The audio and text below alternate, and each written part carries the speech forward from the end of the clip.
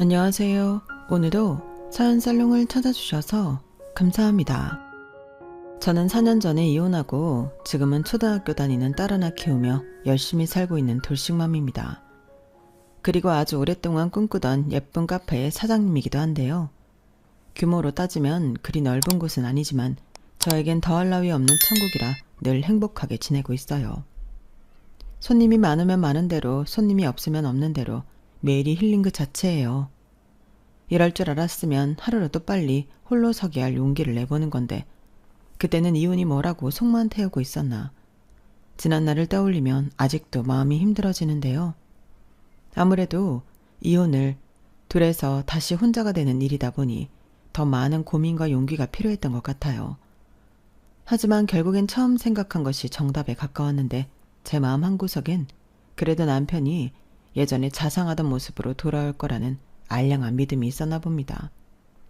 그리고 이혼한 지금 지난 날들을 돌이켜보면 결혼하고 저한테 보여준 자상한 모습보다 자기 가족만 불쌍하게 생각하고 자기 가족만 챙기려고 하는 이기적인 모습이 진짜 본 모습이 아니었나 싶은데요. 저는 결혼하기 전, 아니 결혼하고 나서도 제 남편이 그런 효자인 줄은 꿈에도 몰랐거든요. 오히려 장남인데도 너무 자기 집에 신경을 쓰지 않아서 제가 뭐라고 한 적도 있었는데 저런 효자인 줄 알았으면 절대 그런 오지랖은 부리는 게 아니었는데 제가 뭔 짓을 했는지 모르겠어요. 그 인간하고 저는 연애할 때도 나름 죽이 잘 맞았고 주변 사람들한테도 진짜 둘은 천생연분인 것 같아. 둘이 진짜 너무 잘 어울려. 이런 말을 자주 들었는데요. 그래서 저는 결혼하면 무조건 재미나게 잘 살 거라고 생각했어요.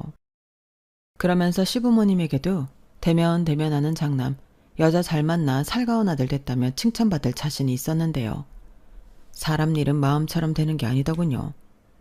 뭐 제가 만든 건 아니지만 당신 빚 대신 갚아주는 든든한 효자 아들은 되었으니 그건 그거대로 시부모님은 좋았으려나요. 하지만 반대로 저는 그것 때문에 궁핍하고 힘든 시간을 어린 딸과 함께 보내야 했으니 제 이유는 어쩌면 정해져 있던 운명이었을지도 모르겠어요. 그것도 모르고 좋다고 남편과 연애를 하고 행복한 결혼을 꿈꿨다니 아무것도 모르고 행복하다고 생각한 과거의 제 자신이 안타깝기만 한데요. 저도 뭐 결혼하고 제가 이렇게 살 줄은 정말 몰랐죠. 아마 남편도 그건 마찬가지였을 거예요. 남편과 저는 회사 거래처에서 만나 3년 넘게 연애했는데 연애하면서 크고 작게 다투긴 했어도 정말 재미나게 연애를 했거든요. 둘 다 걷는 것도 좋아하고 액티비티한 것들도 좋아해서 남들 그냥 영화 보고 맛집 가는 데이트할 때 저희는 같이 등산도 하고 자전거도 타고 때론 배낭여행도 다니면서 예쁜 추억을 많이 만들었는데 그래서 저도 남편도 서로 영혼의 단짝이라도 만난 듯 좋아 지냈어요. 그리고 결혼하고 나서도 둘이 정말 재미있게 살았는데요. 문제는 저희가 결혼하고 4년 정도 지났을 때 생겨났죠. 시아버님이 갑자기 쓰러지시면서 풍이 왔거든요. 그로 인해 하시던 일도 못 하시게 되셨고 그래서 그때까지 매달 30만 원 정도 보내드렸던 용돈을 100만 원씩 보내드리게 되었어요. 그때가 하필이면 제가 임신하고 있었을 때라 그게 많이 부담스러웠거든요. 제가 다니던 회사는 겉으로는 아닌 척하지만 기혼 여성, 특히 아이가 있는 여자 직원에겐 퇴사를 권하는 곳이었는데 거부하면 대놓고 불이익을 주는 경우를 많이 봤기에 저는 퇴사 권유를 받아들인 후였어요. 그러니 수입이 맞벌이에서 외벌이로 바뀌었는데 시부모님에게 드려야 하는 돈은 거꾸로 늘어났으니 좀 심란했던 건 사실이었는데요. 물론 아이를 낳고 아이가 어린이집에 다닐 즈음엔 다시 일할 생각이 있긴 했지만 적어도 2, 3년은 남편 혼자 벌어야 하는데 너무 걱정스럽더라고요. 하지만 저도 차마 싫은 내색은 하지 못했어요. 시아버님이 아프고 싶으셔서 아프신 게 아니니 퇴직금과 그동안 모은 적금으로 잘 버텨보자고 생각했는데 참 불행은 한꺼번에 온다고 제가 아이를 출산하고 머지않아 시어머니가 사기를 당한 걸 알게 됐어요. 아니 나는 그렇게 하면 돈을 벌 수 있다고 해서 니들한테 짐되지 않으려고 그랬지. 그게 사기일 줄은 정말 몰랐어. 미안하다. 일을 어쩌면 좋으니. 아휴. 어머니, 그게 무슨 말씀이세요? 사기라뇨? 그게 누가 그러더라고. 요즘은 다 주식인지 뭔지 해서 대박이 난다면서 자기가 시키는 대로만 하면 몇십 배는 돈을 벌 수 있다고 하는 거야. 그래서 여기저기 돈을 빌려주다가 주식인지 뭔지를 했어. 네? 어머님이 주식을 하셨다고요? 직접이요? 아니, 내가 뭘 아는 게 있어야 직접 하지. 그냥 돈만 주면 대신 해준다고 그래서. 내가 잘하는 집 여자도 그걸로 돈을 1억 가까이 벌었다고 하니 나도 정말인가 하고 혹해서. 저는 시어머니의 폭탄 같은 돈 사고 소식에 가슴 철렁하고 내려앉았어요. 그리고 그게 거의 시아버님이 풍을 맞을 때부터 시작을 하셨던 것 같은데 여기저기 돈을 빌리고 심지어 사금융에까지 손을 대셔서 2억 3천이라는 빚을 만드셨어요. 대다수 빚지는 사람들이 그렇듯 나중엔 빚으로 빚을 갚다가 있는 거 다 날리고 빚만 떠안는 지경에 이르렀다고 하시는데 눈앞이 캄캄하더라고요. 저희 부부한테 말하신들 저희라고 뭐 뾰족한 수가 있는 건 아니니까요. 그런데 시어머니는 이제는 당신 힘으로 해결할 수가 없다며 저희한테 그 빚을 대신 갚아달라고 하셨고 그때부터 남편이 굉장히 힘들어했어요. 남편한테는 3살, 5살 아래의 여동생이 있었는데 신우들은 모두 시집을 가서 자기네들은 도와줄 수 없다고 철벽을 쳤었거든요. 그러니 남편은 혼자 이 모든 상황을 감당해야 했는데 대충 계산을 해보니 시댁에 200에서 250은 들어가게 생겼더라고요. 그 정도 금액이면 제가 나가서 벌던 월급이랑도 맞먹는 거였는데 솔직히 그때는 돈 사고치고 저희한테 떠넘기는 시어머니가 원망스러웠어요. 그런데 자기도 민망하셨는지 저희 눈치를 보시며 모든 게 다 자기가 무식하고 못난 탓에 생겨난 일이라며 곡기를 끊고 죽겠다고 알아 누워버리셨는데 정말 그때는 촌체적 난국이 따로 없었죠. 시어머니가 그렇게 알아 누우시면 거동도 제대로 하지 못하는 시아버님을 돌봐줄 사람은 아무도 없었거든요. 그렇다고 돈을 들여 사람을 쓸 수도 없고 저희로서는 미치고 팔딱 뛸 노릇이었는데요. 게다가 저는 아이를 낳은 지 얼마 되지도 않은 상태였기 때문에 시댁에 들락날락 할 수 있는 상황도 아니었기에 남편이 매일 한숨을 쉬며 불면증에 시달렸어요. 그리고 그때까지는 저도 남편을 생각하는 마음이 컸기에 그런 남편이 안쓰럽게만 보였는데요. 그래서 치열한 고민 끝에 그동안 가지고 있던 퇴직금과 적금을 모두 내놓았어요. 그러자 남편은 고맙고 미안하다며 굵은 눈물방울을 뚝뚝 흘렸는데 저는 그렇게 해서라도 이 상황을 같이 극복하고 싶었어요. 제 부모는 아니지만 힘든 짐을 남편한테만 지어주는 게 싫었으니까요. 거기에 저는 갓난아기 때문에 일을 하지 못했기 때문에 나름 남편한테 미안한 마음도 컸었는데요. 그때는 스스로 시부모님도 내 가족이고 사랑하는 남편을 위한 일이니 당연히 그렇게 할 수 있다고 생각하려 노력했었죠. 그리고 남편이 이런 저한테 고마워하며 훗날 보답해 줄 거라고 은근 기대했는데요. 그건 제 착각이었어요. 억울하게도 고마운 건 그리 오래가지 않더라고요. 오히려 남편은 남편대로 저는 저대로 돈이 없어 힘드니까 나중엔 둘 다 예민해져서 작은 일에도 다투는 일이 많아졌는데 차라리 그 돈을 남편한테 주지 않고 제가 갖고 있었더라면 오히려 낫지 않았을까 후회가 됐어요. 하지만 후회한들 이미 돈은 없어져 버렸고 다른 건 몰라도 아이한테 무언가 제대로 해줄 수 있는 게 없는 엄마로서 너무 괴로웠는데요. 엄마 마음이 그렇잖아요. 내 애한테는 뭐든 제일 좋은 걸 해주고 싶은데 제일 좋은 건 고사하고 제일 싼 것도 해줄 수 있는 형편이 못 되니 큰맘 먹고 한 일이 결국엔 후회로 돌아왔어요. 그리고 이런 제 속도 모르는 남편은 아무것도 모르면서 아이 키우는데 돈이 많이 들어가는 건 전부 부모 욕심 때문이라며 자기는 그런 사람들이 한심하다고 하는데 저는 저렇게 현실성 없고 무책임한 말을 하는 남편이 한심해 보였어요. 자기 부모 챙기는 일엔 그렇게 열과성을 다하면서 자기 자식 챙기는 일에는 저렇게 무관심할 수 있나. 나중엔 화가 나더라고요. 그래도 다행히 나라에서 주는 육아수당이 있어서 급한 건 그거대로 해결할 수 있었지만 그걸로 애를 온전히 키우는 건 역부족이었죠. 하지만 남편은 나중엔 그 육아수당도 아까워했는데요. 그 돈도 시부모님 들여서 조금이라도 더 빨리 빚을 갚고 싶다고 하더군요. 말도 안 되는 일이죠. 그래서 저는 절대 그럴 수 없다고 통장을 꽁꽁 숨겨버렸어요. 애기 앞으로 나오는 돈인데 그 돈까지 시부모님한테 들어가게 둘 수는 없잖아요. 그리고 어떻게 자기 딸한테 나오는 수당까지 탐을 낼 수 있냐고. 남편이랑 정말 대판 싸웠는데 어찌나 서럽던지. 자상하고 저한테 잘했던 그 남자는 어디로 갔나. 너무 힘들어서 매일 울었어요. 아마도 그때는 먹고 사는 일이 바빠 인지하지 못했지만 산후 우울증도 있었던 것 같았는데, 남편은 자기 부모 도울 생각에 힘들어하는 자기 마누라는 보이지 않는 것 같았어요. 그러면서 세상에서 자기랑 자기 부모가 제일 불쌍하다고 생각하는지 집에 오면 저를 돕거나 아이 볼 생각도 하지 않고 술만 먹었는데요. 어느 여자가 그 꼬라지를 좋게 보나요?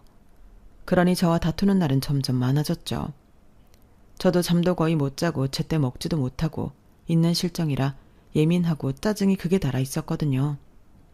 그래도 마음 한편에서는 그럼에도 불구하고 힘든 남편을 이해하려고 노력도 많이 했는데, 지금 생각해보면 내가 왜 그런 쓸데없는 노력을 했을까?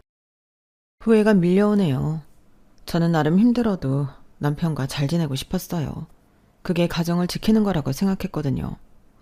그런데 남편은 그런 제 속도 모르고 저더러 애만 본다고 자기랑 시댁이 무신경하다며 불만을 표시했는데, 그때는 저도 너무 억울하고 화가 나더군요. 그래서 그럼 나더러 갓난 애기를 두고 뭘 어쩌라는 거냐며 미친 듯이 따졌죠. 그러자 남편은 그런 제 모습에 놀랐는지 잠시 주춤했고, 답답하니까 더는 아무 말 하지 말자며 입을 꾹 닫아버렸는데, 어느 달부터는 저한테 말도 하지 않고 생활비도 주지 않더라고요. 처음엔 좀 늦어지는 건가 해서 기다렸는데 결국 저는 또 돈 때문에 폭발하고 말았어요. 여보, 이번 달도 생활비 안 들어왔는데 나더러 어떻게 살라는 거야? 생활비? 아, 그거? 일단 육아수당 들어오는 거 있잖아. 그걸로 좀 버텨봐. 내가 공과금이랑 보험은 밀리지 않게 하고 있으니 걱정하지 말고 그냥 우리 쓰는 것만 그걸로 해결하자. 뭐? 애기 앞으로 나오는 수당이 얼마나 된다고 그런 말을 해. 그걸로는 우리 세 식구 못 살아. 왜 못 살아? 나는 집에서 거의 밥도 안 먹는데 자기가 좀 줄이면 되지. 이 이상 줄일 게 뭐가 있어. 아니, 애는 뭐 거저 키워? 육아수당이 왜 나오는 건데. 분유랑 기저귀 사면 끝이야. 무슨 그걸로 끝이야. 그리고 나도 진작부터 얘기하고 싶었는데 돈이 아까워서가 아니라 왜 애기한테 분유 먹여? 원래 모유가 더 좋은 거 아니야? 그리고 기저귀도 그래. 일회용 기저귀가 편하긴 하겠지만 그거 피부에 안 좋은 거잖아. 게다가 환경에도 안 좋은 거고. 그냥 옛날 스타일로 청기저귀 써. 그럼 분유랑 기저귀 해결되네. 지금 뭐라는 거니?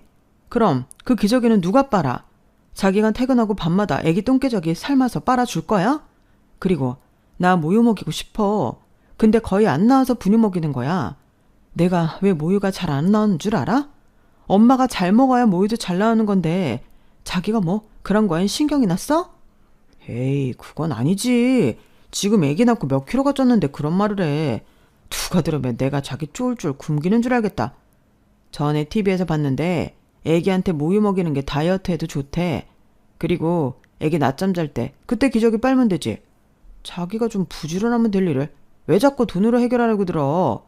자기 집에서 놀잖아. 저는 남편의 말에 이성의 끈이 끊어졌어요. 제가 집에서 놀다니. 여태 그렇게 생각했냐고 그날은 정말 미친 사람처럼 난리를 쳤네요. 그러자 남편은 저한테 애기 낳고 이상해졌다고 하면서 자기 힘드니까 건드리지 말라고 도리어 집을 나가버렸는데, 원래 남편이 화가 나면 집을 나가는 버릇이 있었거든요. 그리고 하루가 지나면 언제 그랬냐는 듯 아무렇지 않게 집에 돌아오곤 했는데, 어디에 가는지 궁금해 물어보니 찜질방이나 PC방에 간다고 하는데, 무슨 사춘기 애도 아니고 저런 걸 남편이라고 믿고 사는 제가 한심하게 느껴졌어요. 그래서 남편한테 기대하기보다 저 스스로 살궁리를 하는 게 빠를 것 같다는 생각을 하게 되었고, 우선 급한 대로 집에서 부업 같은 걸 하면서 푼돈이라도 벌려고 했는데요. 지금도 그때를 생각하면 눈물이 날 지경이에요. 혼자 애 보랴 부업하랴 애기가 예민해서 밤새 잠도 제대로 자지 못하고 고생하는 날이 대부분이었는데, 이런 제가 고생하는 건 전혀 보려고 하지 않는 남편을 보니 점점 정이 떨어졌어요. 남편이 미우면 밥 먹는 꼬라지도 보기 싫다고 하던데 그 말이 딱 맞더라고요. 그리고 그 뒤부터는 남편이 그렇게 믿기만 보였는데요. 아니, 이렇게 육아에 나 몰라라 할 거면 저더러 아이는 갖지 말자고 했어야 하는 거 아닌가요? 남자들이 다 그런 건 아니겠지만 남편은 애는 혼자서 알아서 크는 줄 아는 이상한 사람이었어요. 왜 어르신들이 그러시잖아요. 애는 지 밥그릇을 가지고 태어난다고. 정말 현실성이라고는 1도 없는 말인데 남편은 그 말을 믿는 사람이더라고요. 그러니 저와 계속 부딪힐 수밖에 없었고 저는 점점 벼랑 끝에 몰린 사람처럼 힘들어졌는데 그럴 때마다 그나마 위안이 되었던 건 인스턴트 음식이었어요. 가장 빨리 맛있게 먹을 수 있는 게 그런 것들이다 보니 그걸로 끼니와 간식을 해결하게 되었죠. 그래서 그런가 영양가는 없는데 살은 계속 쪘고 제가 살이 찌니 남편은 저를 한심하게 봤는데 거기에 한술 더 떠서 시어머니도 저를 보며 뭐라고 하셨죠. 너도 참 팔자가 편에 빠졌구나. 아니 집에서 애 본다고 얼마나 퍼져 있으면 몸이 그 모양이야. 너도 눈이 있으면 네 몸뚱이 좀 봐라. 너 그러다고 굴러다니겠다? 아니 살이 그렇게 쪄서 어쩌려고 그래. 그러다 내 아들 바람나면 내 아들 잘못이라고 할 수 있니? 아휴 팔자가 좋으니 저렇게 살이 찌는 거지. 날 좀 봐라. 맨날 네 시아버지 병 한다고 고생만 해서 몸이 빼빼 말랐잖아. 그럼 너도 양심이 있으면 네가 시아버지 병수발이라도 들겠다고 해야 하는 거 아니냐? 너만 이렇게 팔자가 늘어지면 되겠니? 애 핑계 댈 것 없어. 나는 네 남편이랑 네 신우 키우면서 시부모 두 양반 다 모시고 살림까지 다 했어. 아유 내 팔자야. 며느리도 있는데 내가 왜 이런 고생을 하고 살아야 하니? 아유 차라리 죽는 게 낫지. 저는요 저 말을 듣는데 너무 어이가 없어서 웃음이 나왔어요. 사람이 너무 화가 나면 웃음이 난다는 걸 그때 처음 알았죠. 그리고 저는 양심이 있으면 좀 찔리라고 아무 말도 하지 않고 시어머니를 빤히 쳐다봤는데요. 분명 시어머니가 그러셨거든요. 당신이 돈 사고치고 그걸 저희 부부가 대신 해결하게 되자 저한테 나오지도 않는 눈물까지 쥐어짜시며 미안하다고. 자기가 다른 건 못해줘도 시아버지 병수발은 들지 않게 해주겠다고요. 물론 그 말을 믿고 나몰라라 할 생각은 아니었지만 상황이 상황인지라 저도 거기까지는 신경을 쓸 수 없었어요. 그런데 그걸 가지고 이렇게 뒤통수를 맞을 줄이야. 전혀 상상도 하지 못한 일이었는데 제가 뭐라 대들지 않고 어이없다는 눈으로 빤히 쳐다만 보고 있으니 자기도 나중엔 민망한지 헛기침만 하시고 자리를 비키셨어요. 제가 거기다 대고 당신 빚 갚을 때 하신 말 있지 않냐고 따지면 자기도 할 말이 없었겠죠. 하지만 저는 시어머니가 평소 제가 시아버님 돌보는 일을 돕지 않아 불만이라는 걸 알게 되었고 이 집안 식구들은 전부 저한테 바라기만 할 뿐 도움이 되지 않는다는 걸 알게 되어 더 뼈저리게 느껴졌는데요. 그때부터 진지하게 이혼에 대한 고민을 했어요. 하지만 직업도 없고 아직 둘도 안 된 아기가 있다 보니 제가 이혼을 결심하는 건 그렇게 쉬운 일은 아니었는데 그렇다고 저희 친정이 여유가 넘치는 것도 아니었거든요. 그렇게 어영부영 머리 터지게 고민만 하다 아이의 첫돌이 되었어요. 아이의 첫 생일인데 돈이 없으니 제대로 된 돌잔치도 못하는 상황이었죠. 그리고 남편은 그런 것도 사치라며 그냥 미역국이나 끓이고 케이크에 초 하나 꽂아서 불면 되지 않냐고 했는데요. 제가 너무 속상해 친정엄마한테 말하니 친정엄마가 무슨 그런 거지 같은 말이 다 있냐며 돌상을 집에서 차려주셨어요. 그리고 저희 친정아빠가 돈 300만 원을 주시며 필요할 때 쓰라고 하셨는데 남편 눈이 번쩍 하더군요. 그래서 제가 잽싸게 그 돈을 가방에 숨겼는데 나중에 집에 올 때 남편이 기분 나빴다며 불만을 이야기했어요. 자기가 무슨 그 돈을 탐내는 사람처럼 그렇게 숨기냐고 장인 장모님한테 자기를 뭐라고 생각하시겠냐고 따지는데 제가 말했죠. 서운해도 어쩔 수 없다고요. 내가 오죽하면 그래? 나 자기한테 생활비 언제 받았는지 기억도 안 나. 그리고 우리 엄마 아빠 아니었음 우리 딸 돌상도 못 차려주고 넘어갈 판이었는데 내가 안 그러게 생겼어? 그래. 내가 아주 못난 남편에 죽일 놈이다. 됐냐? 내가 중간에서 얼마나 힘든지도 모르면서. 자기는 뭐 내가 힘든 거 신경이나 써? 각자 힘든 건 각자 알아서 해. 너 진짜 말 기분 나쁘게 한다. 각자? 우리가 각자야? 그리고 당신이 돈 생겨서 하는 말이 아닌데 나 이번에 카드값이 진짜 많이 나왔어. 아버지 모시고 병원 검사를 좀 했는데 그게 많이 비쌌거든. 우선 카드값은 밀리면 안 되니까 그 돈 내가 먼저 쓰자. 다음 달에 월급 받으면 그때 줄게. 훅 키고 있어. 됐어. 시댁에 매달 드리는 돈 빼면 얼마나 남는다고 그 말을 믿어? 그리고 그럴 돈 있으면 생활비부터 줘야 하는 거 아니야? 저는 아이 첫 생일이라는 것도 있고 마치 불붙은 나무처럼 그렇게 차에서 남편과 대판 싸웠어요. 그리고 그 돈은 주지 않았는데요. 그러자 남편이 이게 무슨 가족이고 부부냐며 서운하다고 입이 대빨 나왔어요. 하지만 이미 퇴직금을 홀랑 주고 후회를 했던 저였기에 그 돈만큼은 주고 싶지 않았는데요. 그리고 이젠 더는 남편만 믿고 살 수 없기에 조금 이르긴 했지만 아이를 가정 어린이집에 맡기고 일을 하려 구직 활동을 했어요. 아이만 생각하면 그러고 싶지 않았지만 어쩔 수가 없더라고요. 그리고 제대로 직장을 잡으면 이혼할 생각도 있었는데 우선 친정에서 준 300만 원이 있으니 그것으로 근근히 버티며 적은 벌이라도 안정적인 직장을 잡으려 발로 뛰어다녔어요. 그러다 예전 일하던 회사에서 친하게 지내던 언니한테서 사무실 하나를 소개받았고 언니는 저보다 먼저 아이 때문에 퇴사를 했던 사람으로 제가 상황을 더 잘 이해하고 있어서 도움을 받기가 좋았어요. 언니는 제 상황을 듣고 마치 자기 일처럼 안타까워했는데 그 언니도 이혼을 한 터라 제 상황을 모른 척 하지 못하는 것 같더라고요. 제 입장에서는 너무 고마운 일이었죠. 그래서 구직 활동한 지 4개월 만에 직장을 다니게 되었고 저는 언니의 조언을 바탕으로 이혼을 본격적으로 준비했는데 그러면서 남편은 말은 하지 않았지만 많이 힘들어했어요. 나중에 알고 보니 자기도 맨날 마이너스에 시달리는 게 힘들어 주식과 코인 같은 곳에 눈을 돌렸던 것 같은데 거기서 좀 재미를 보다 한 방울 꿈꾸며 있는 걸 모두 거기에 걸어놓은 모양이었어요. 그러면서 지도 자존심이 있으니 저한테는 아무 말도 못하는 거였는데 저한테 이미 생활비도 주고 있지 않으니 더 말하지 못했겠죠. 그러다 제가 취직을 하고 소득이 생기니 살금살금 눈치를 보기 시작했는데 저는 그게 돈 달라는 신호인지를 뻔히 알면서도 모른 척했어요. 당연하죠. 어차피 갈라설 사이인데 제가 그런 놈한테 제 피 같은 돈을 줄 리가 없잖아요. 그러다 시댁에 돈이 입금되지 않았는지 시어머니가 방방 뛰며 전화를 거셨는데요. 처음에 대신 빚 갚게 해서 미안하다는 사람은 오간데 없고 빚쟁이 빚독촉하듯 왜 돈이 여적 입금이 안 됐냐? 혹시 까먹었냐? 까먹을 게 따로 있지. 그 돈 없으면 나랑 평균 아버지 죽는 거 모르냐? 당장 지금 돈 보내라!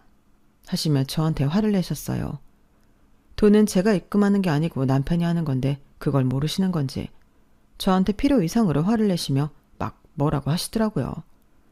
그래서 돈은 원래 제가 입금하지 않는다고 저한테 이러지 마시고 아들한테 전화하시라고 그렇게 말하고 전화를 끊어버렸는데 시어머니라는 사람도 저 모양이니 저야말로 하루라도 빨리 이혼하고 싶은 마음밖에 없었어요.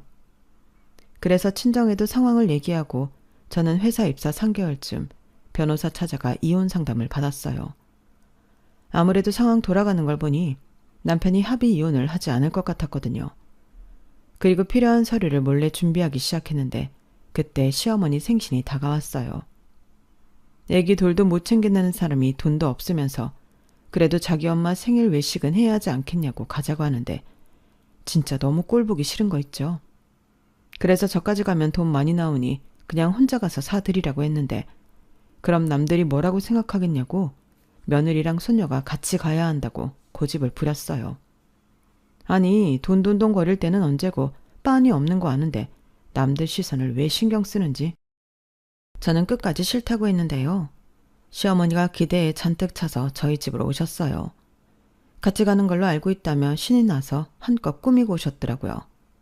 그리고는 제 딸을 안고 오구 우리 손녀 할미 보고 싶었어요 하며 나가시는데 어찌나 황당한지 어쩔 수 없이 저도 따라 나서게 되었죠. 그리고 이 인간이 길을 쓰고 저를 데려가려고 했던 목적이 있었는데 예약은 지가 하고 돈은 저더러 내라고 했어요. 내가 말이지 카드가 다 막혔어. 이번만 자기가 내. 뭐? 설마 돈 낼 사람 없어서 나 데리고 온 거야? 아니 우리끼리 뭘 그렇게 야박하게 그러냐? 내가 없으면 자기가 낼 수도 있고 자기가 없으면 내가 낼 수도 있지. 자기가 언제 냈는데 갖고 있는 거 안 뺐으면 다행이지. 야 진짜 우리 엄마 생일에 꼭 그렇게 시비를 걸어야겠냐? 저는 남편의 말에 어이가 없었어요. 우리 딸 첫 돌 때 그렇게 저한테 시비를 걸던 사람이 저런 말을 하니 진짜 이젠 없는 정도 떨어질 판이더라고요. 그래서 이거나 먹고 떨어지라는 심정으로 대신 계산을 했는데 시어머님이 그걸 보시고는 저한테 이렇게 말씀하셨어요. 어머나, 우리 며느리가 계산한 거야? 이래서 여자도 돈을 벌어야 하는 거야. 우리 며느리 멋지다. 이젠 여자도 돈을 벌어야 하는 세상이지. 그래야 공평하고 평등하다고 할 수 있는 거 아니겠어? 나는 네가 우리 아들한테 큰 소리 치고 살아도 된다고 생각한다. 너도 똑같이 일하는데 그래야지. 집안일도 막 시키고 그래. 시어머니는 제가 계산을 하자 신이 나서 막 떠드셨어요. 그리고 자기는 요즘 시어머니 아니라며 그렇게 며느리 위하는 척을 하셨는데요. 천만의 말씀이죠. 시어머니는 제가 남편한테 심부름이라도 시키려고 하면 남자한테 그런 거 시키는 거 아니라고 하시며 난리가 나는 구시대적 사람이었어요. 그러니 그냥 척만 하시는 건데 이젠 저도 알 건 알아서 가식적인 웃음도 나오지 않았어요. 오히려 이젠 진짜 남이고 웬수라고 생각되어서 같이 있는 게 힘들기만 했는데요. 그즈음 정말이지 생각지도 못했던 기적 같은 일이 벌어졌어요. 저희 친정아빠가 할머니 할아버지가 돌아가시면서 형제들이랑 같이 물려받은 시골 땅이 있는데 그 땅이 나라에 귀속되면서 팔리게 되었어요. 참 위치도 별로고 농사도 지을 수 있는 땅도 아니라서 형제들이 있어도 애물단지로 여겼던 땅이었는데 그 땅이 그렇게 효자 노릇을 할 줄은 꿈에도 몰랐죠. 그리고 결과적으로 사형제가 똑같이 10억씩 나눠 갖게 되었는데 친정아빠는 죽어서 물려줄 바에는 한참 돈이 필요한 시기에 그 돈을 주는 게 낫다 하시며 저와 남동생한테 3억씩 증여해 주시겠다고 하셨어요. 필요한 세금도 당신이 모두 내신다며 동생한테는 현금 3억을, 저한테는 3억 상당의 건물을 사서 주시겠다고 하셨는데 명의는 저와 친정아빠 공동으로 하자고 하시더군요. 그러면서 이런 말을 덧붙이셨어요. 어차피 돈으로 주면 그 인간들이 벌떼처럼 널 괴롭힐 게 분명하고 네 이름으로 건물 주면 당장 그거라도 팔아서 현금화하자고 할 것이니 우선은 이렇게 하자. 그래야 팔자는 소리를 못하지. 그러다 나중에 너 이혼하면 아빠가 온전히 네 앞으로 명의해 줄 거니까 그렇게 알고 네 남편한테도 그렇게 말해. 아빠가 그냥 공동명의로 한다고 했다고. 그리고 불만 있으면 장인한테 가서 따지라고 하고 너는 빠져. 알겠니? 저는 아빠의 말에 고개를 끄덕였어요. 저도 그게 100번 1000번 좋다고 생각했거든요. 하지만 그 사실을 안 남편은 입에 개거품까지 물며 난리가 났는데요. 사람이 돈 앞에서는 눈이 돌더라고요. 아니, 이게 말이 돼? 처남한테는 돈으로 주고 왜 자기한테는 건물을 줘? 그것도 공동명의? 지금 장난해? 왜 이렇게 성질을 내? 어차피 그거 우리 친정 재산인데 이렇게 주든 저렇게 주든 상관할 수는 없지. 그냥 주시는 것만으로도 감사하다고 생각해야 하는 거 아니야? 아니, 그 말도 맞는데 지금 당장 우리가 돈 때문에 힘드니까 그렇지. 안 되겠다. 내가 장인어른 찾아뵙고 말을 해야겠어. 굳이 지금 건물을 왜 사? 남편은 마치 자기 앞에 돈이 생긴 것처럼 눈을 뒤집고 흥분했어요. 저런 걸 남편이라고 환희부를 덮었다고 생각하니 토가 쏠리더라고요. 한때는 영혼의 단짝이라고 생각했는데 원수도 저런 원수가 없었어요. 그리고 그 소식은 빠르게 시어머니한테도 들어갔는데요. 시어머니도 역정을 내시며 저더러 바보냐고 너도 현금으로 달라고 했어야 하지 않냐며 뭐라고 하셨는데요. 그래놓고 이건 저희 친정에서 저와 제 동생을 차별하는 거라고 이간질까지 하셨어요. 그래서 저도 화가 나서 왜 말을 그렇게 하냐고 쏘아붙였는데요. 이봐봐. 아니 너는 나한테는 그렇게 잘하면서 네 부모한테는 왜 그렇게 물러 터졌냐? 네 부모 너한테 돈 안 주려고 수쓰는 거야. 그러니까 네 명의도 아니고 공동명의로 한다고 하는 거지. 너는 뇌 없냐? 머릿속에 똥만 찼어? 어머니, 말씀 함부로 하지 마세요. 저희 아빠가 오죽하면 그러세요. 저희 아빠도 이미 어머니랑 어머니 아들이 이렇게 돈덩거릴 줄 알고 그러신 거예요. 안 그러면 그 돈이랑 그쵸. 그 돈 홀랑 어머니 빚 갚는 데 쓰자고 하실 거잖아요. 제 말 틀려요? 그야 내가 남이야? 내가 빚을 해결해야 나도 살고 니들도 살지. 우리 다 같이 잘 먹고 잘 살자고 하는 말을 왜 그렇게 꼬아서 듣냐? 네가 그러고도 내 며느리야? 그 며느리 이젠 그만하고 싶네요. 저 이혼할 거예요. 이미 준비도 다 끝났고 이젠 어머니 며느리 없으니까 그런 줄 아세요. 뭐야? 야! 야! 저는 시어머니가 아무리 저를 불러도 전화를 끊어버렸어요. 그리고 자기 엄마한테 이혼 소식을 들었는지 남편이 난리를 쳤는데요. 눈앞에 돈이 아른거리니 제가 혼자 살 생각으로 이혼 소리 한다며 자기는 죽어도 절대 이혼 못 해준다고 하더군요. 뭐 그럴 거라고 이미 예상은 했어요. 그래서 저는 그러거나 말거나 소송할 거라며 이미 내가 이혼할 수 있는 사연은 차고 넘친다고. 남편 노릇 아빠 노릇 한 거 뭐 있냐고 따지니 지도 그 정도는 머리가 돌아가는 듯 아무 소리를 못했는데요. 그러면서 부부가 살다 보면 이런 일도 있고 저런 일도 있는 거지. 어떻게 자기는 이혼하자는 말을 해? 내가 일부러 그랬어? 우리 좋았잖아. 내가 앞으로 자기랑 우리 딸 행복하게 해줄게. 솔직히 손바닥도 마주쳐야 소리가 나는데 나만 잘못이 있나? 부부 문제는 결국 부부 공동의 책임이야. 공동의 책임? 내가 왜? 자기가 언제 나 신경이나 써봤어? 나 임신 중에 당신 집 일 터지고 제대로 먹지도 못하고 몸조리도 못했어. 지금도 날씨 나쁘면 여기저기 얼마나 시리고 아픈 줄 알아? 거기에 자기는 애기 F로 나눈 수당까지 달라고 했지? 당신이 그런 쓰레기야. 당신은 당신이 벌어서 당신 집 구하는 데만 정신 없었잖아. 그래놓고 이제 와서 나한테 뭐라도 생기는 것 같으니까 이혼 못하겠다고 하는 거 아니야? 설마 내가 그러겠어. 그냥 제일 큰 문제가 그거였고 그걸 해결해야 우리도 사니까 그랬지. 나도 뭐 중간에서 힘들었어. 나라고 마음이 편했겠냐? 근데 어떡해. 늙고 병든 부모를 버려. 당신이면 그럴 수 있어? 나는 당신이 어떻게 생각할지 모르지만 장인 장모님이 그런 상황이라고 하면 똑같이 했어. 아, 그러셔? 그렇게 마음 넓은데 왜 우리 아빠한테까지 찾아가서 돈 타령을 했을까? 그야 우리가 지금 사정이 너무 안 좋으니까 그랬지. 말은 바로 해. 우리가 아니라 니네 집 사정이 안 좋은 거야. 니네 집 사정 안 좋은 얘기를 내 부모한테 한 거라고. 남편 놈은 자기 집을 니네 집이라고 했다며 아주 정색을 하고 난리를 쳤어요.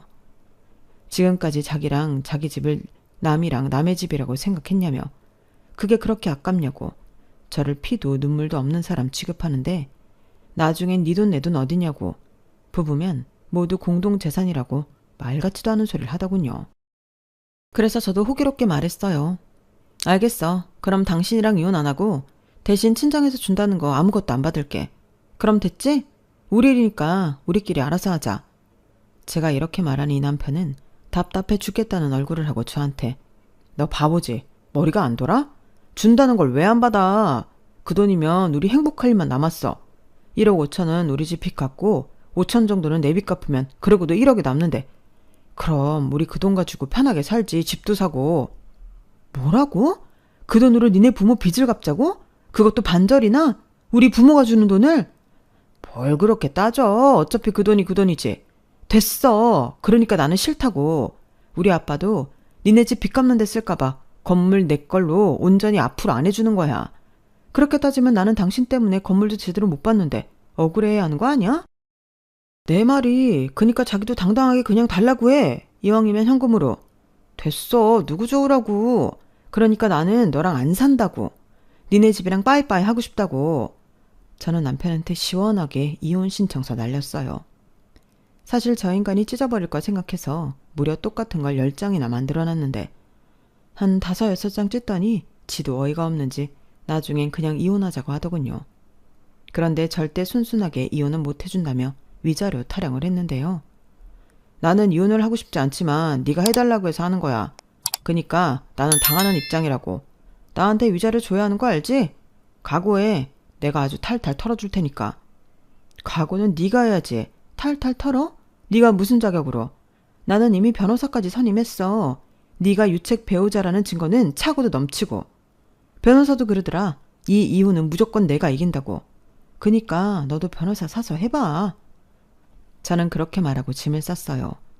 그러자 그 인간 얼굴이 사색이 되어서 망부석이 되었는데 지도 알았겠죠. 자기가 저한테 한 짓들이 있으니 상황이 불리하다는 걸요. 그리고 저는 친정으로 간 뒤 바로 이혼 소장 날렸고 소장을 받은 남편 놈은 완전 저자살로 무조건 잘못했다고 싹싹 빌기 시작했는데요.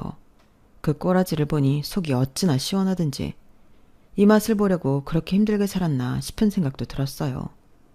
그리고 발등에 불 떨어진 건 그놈뿐만이 아니어서 시어머니까지 저를 찾아와 애걸복걸하셨는데 자꾸 이렇게 찾아와 사람 괴롭히면 당신 아들한테 위자료 더 뜯어낼 거라고 한 소리 하니 바로 꼬랑지 내리고 나타나지 않으시더라고요.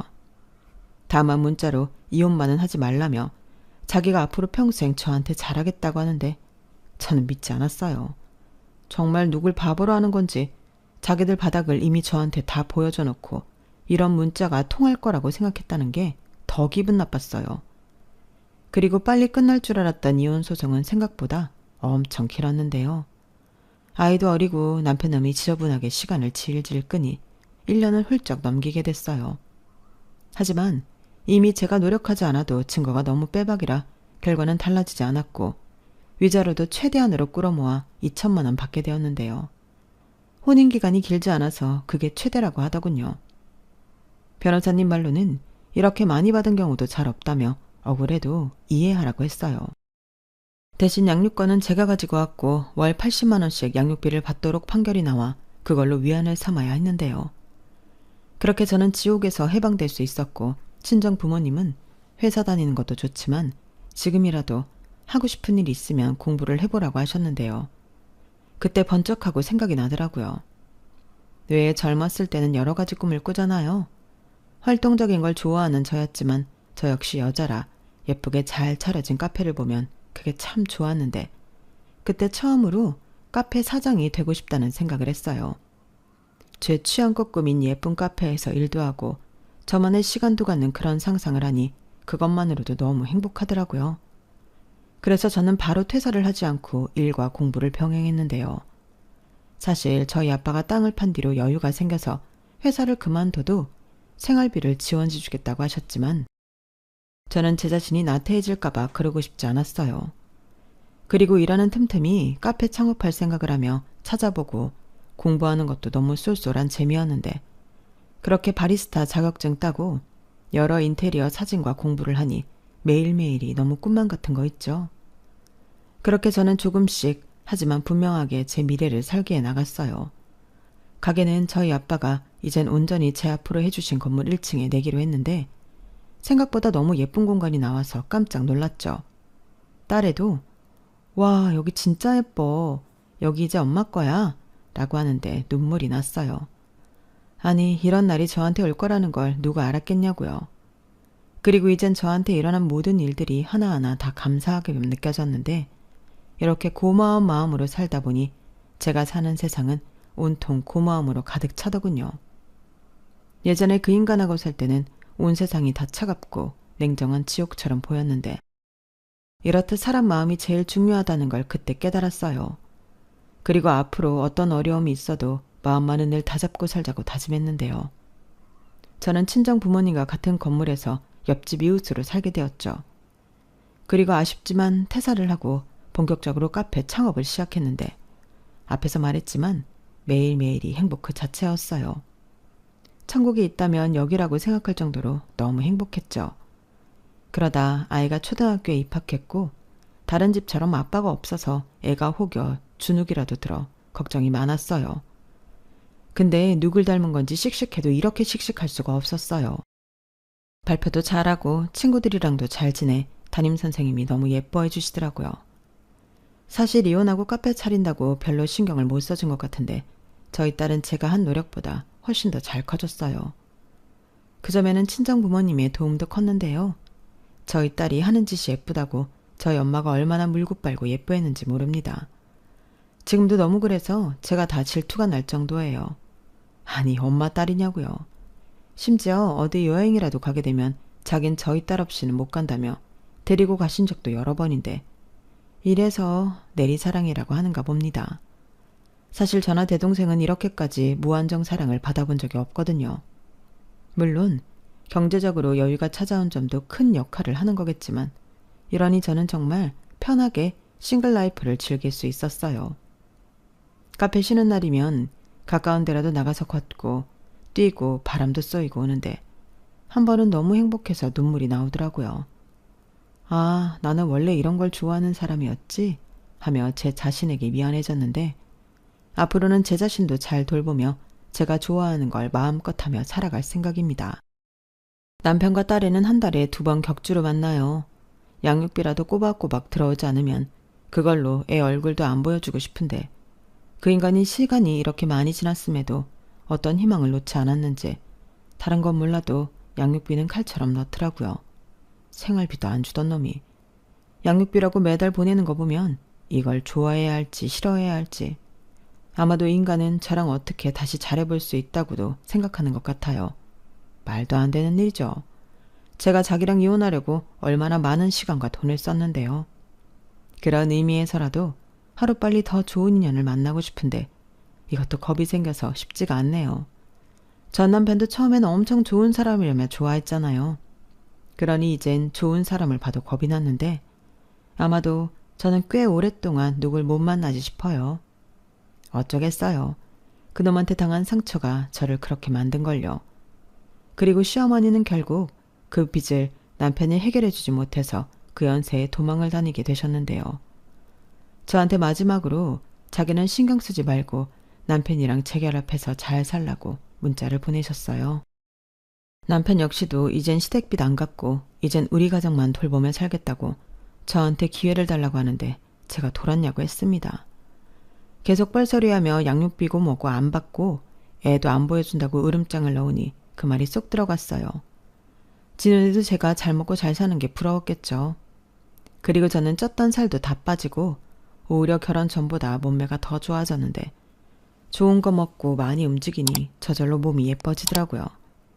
그러니 이젠 남편이 저한테 홀랑 다시 반해서 딴 마음을 품는지 꽂히며 선물이며 다시 자기를 받아달라고 하는데요. 저는 그런 거 오면 전부 다 미련 없이 돌려보냅니다. 그리고 자꾸 그럼 선봐서 결혼하겠다고 하니 아니라며 안 그러겠다고 하는데 저 인간도 왜 저렇게 사는지 모르겠어요. 주변에서 잘 모르는 사람들은 저한테 깨소금이니 즐기라고 하는데 저는 사실 그러기도 싫더라고요. 그냥 각자 소식 전하지 않고 알아서 살았으면 좋겠는데 제가 이상한 걸까요? 저는 그만큼 이젠 그 인간에 대한 어떤 마음도 사라지고 없는데 그 인간도 어서 빨리 저와 같은 마음이 되었으면 좋겠습니다. 아마 그 인간도 그 빚 다 갚아야 그런 마음이 들지 않을까 싶어요. 제 이혼 성공담은 여기까지예요. 지난날의 제 상황을 떠올리면 결혼 한번 잘못해서 너무 큰 고통과 상처를 받았는데 이제라도 행복하게 다시 제 인생을 살 수 있어서 다행이다 못해 친정 부모님한테도 저희 딸 아이한테도 감사한 마음뿐입니다. 이 감사한 마음 보답하는 마음으로 더 열심히 살아가려고요. 그리고 이렇게 글을 쓰고 있는 지금도 다시 찾은 행복에 너무 행복하기만 한데요. 이런 저의 행복의 기운이 제 사연을 듣고 계신 모든 분들에게 전달이 될 수 있었으면 좋겠습니다. 그럼 늘 행복하시고요. 건강하세요. 오늘도 내일도 모레도 행복하시길 진심으로 소원하겠습니다. 안녕히 계세요. 여러분, 사연 댓글에 응원과 현명한 조언 부탁드려요. 좋아요와 구독은 저에게 큰 힘이 됩니다. 오늘도 좋은 일 가득하세요.